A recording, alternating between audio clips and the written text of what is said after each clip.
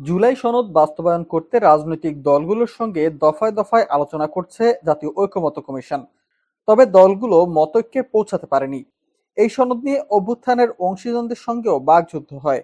এবার এরই মাঝে জুলাই সনদ বাস্তবায়নে কঠোর আন্দোলনের হুঁশিয়ারি দিল এনসিপি।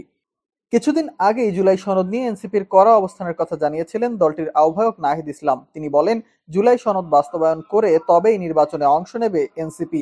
এদিকে বিএনপির সঙ্গে মতপার্থক্য কতটা কমলো এবং নিজেদের অবস্থান পরিষ্কার করেছেন এনসিপি নেতারা। এনসিপির সদস্য সচিব আক্তার হোসেন বলেছেন, প্রায় সবগুলো দল উচ্চকক্ষে পিয়ারের কথা বললেও বিএনপি সহ কয়েকটি দল তা চায় না। তারা নিম্নকক্ষের অনুপাতে উচ্চকক্ষে প্রতিনিধি নির্বাচনের কথা বলছেন। ঐকমত্য কমিশনের দ্বিতীয় দফার বৈঠকে 20টির মধ্যে 7টি বিষয়েই বিএনপি নোট অফ ডিসেন্ট দিয়েছে।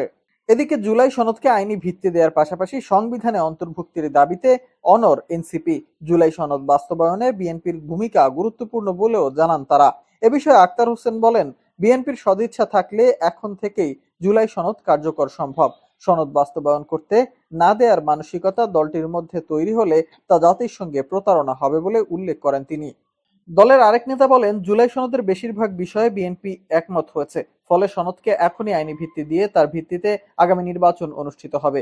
এরপর জুলাই সনদ বাস্তবায়ন না হলে কঠোর হওয়ার হুঁশিয়ারি দিয়েছেন এনসিপি নেতারা। আক্তার হোসেন বলেন, জুলাই সনদ বাস্তবায়নের পাশাপাশি ঐকমত্য হওয়া বিষয়গুলোর মধ্যে সংবিধানের সঙ্গে সম্পর্কিত বিষয়গুলো নতুন সংবিধানে অন্তর্ভুক্ত করতে হবে। অন্যথায় সকল পক্ষকে সঙ্গে নিয়ে রাজপথে কর্মসূচি দেওয়া হবে। এনসিপি নেতারা বলেন, 90-এর 3 দলীয় রূপরেখা বাস্তবায়ন না হওয়ায় দেশের জনগণ হতাশ হয়েছে। সেই একই প্রতিক্রিয়া পুনরাবৃত্তি যাতে না হয়, সেজন্য জুলাই সনদ বাস্তবায়ন জরুরি।